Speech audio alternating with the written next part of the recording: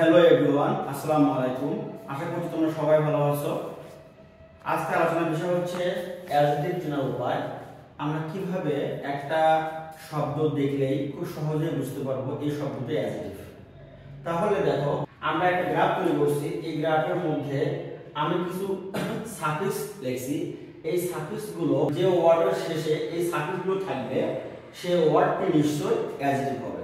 তাহলে আমি কিছু एग्जांपल লিখছি এই সাফিক্স অনুযায়ী। সেই एग्जांपल আমরা এখন দেখব।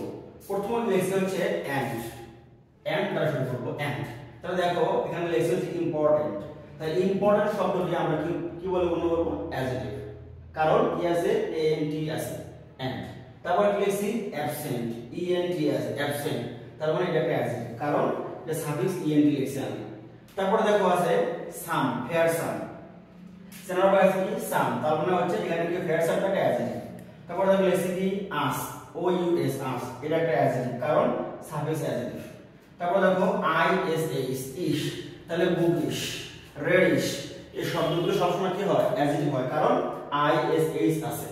সো তারপর দেখো লিখছি আইসি, আইসি মানে সায়েন্টিফিক, হ্যাঁ আইকনিক। এই যে আইসি থাকলে সে শব্দটি কি হবে? অ্যাডজেক্টিভ হবে।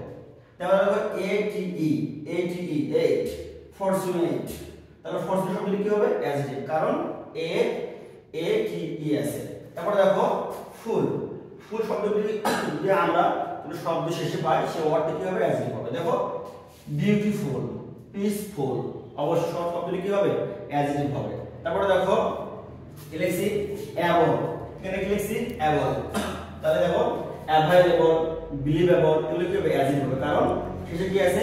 এ বি এল ই আছে। তারপর দেখো আই বি এল ইবল, এখানে কি লিখছি? ইবল, ইবল তাহলে কি হবে? তাই ওয়ার্ডটা কি হবে? অ্যাডজেক্টিভ, কারণ আমরা লিখছি কি ইবল তাহলে অ্যাডজেক্টিভ হয়।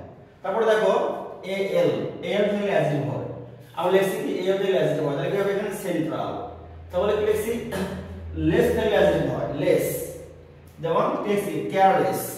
তারপর লিখছি কি আইডিই, দেখো ইনোভেটিভ, ইনোভেটিভ, ক্রিয়েটিভ, এই সবগুলো কি হবে? অ্যাডজেক্টিভ, কারণ এখানে আইডি আছে। তারপরে দেখো কি লিখছি এআর ওয়াই, এআর ওয়াই কি হয়? অ্যাডজেক্টিভ হয়। দেখো অর্ডিনারি, অর্ডিনারি এই শব্দটি অ্যাডজেক্টিভ, কারণ শেষে কি আছে? এআর ওয়াই আছে। তারপরে দেখো এস কিউ ইউ ই, দেখো পিকচার এস কি আছে? এখানে এস কি এস কিউ ইউ ই আছে। সো এটা একটা অ্যাডজেক্টিভ। তাহলে তোমরা নিশ্চয়ই বুঝতে পারছো, আমরা যদি এই গ্রাফের সাফিক্স গুলো ভালো করে মুখস্থ রাখি, তাহলে যে কোনো পরীক্ষায় আমরা খুব সহজেই একটা শব্দ নির্ণয় করতে পারবো যে শব্দটা adjective. Thank you so much.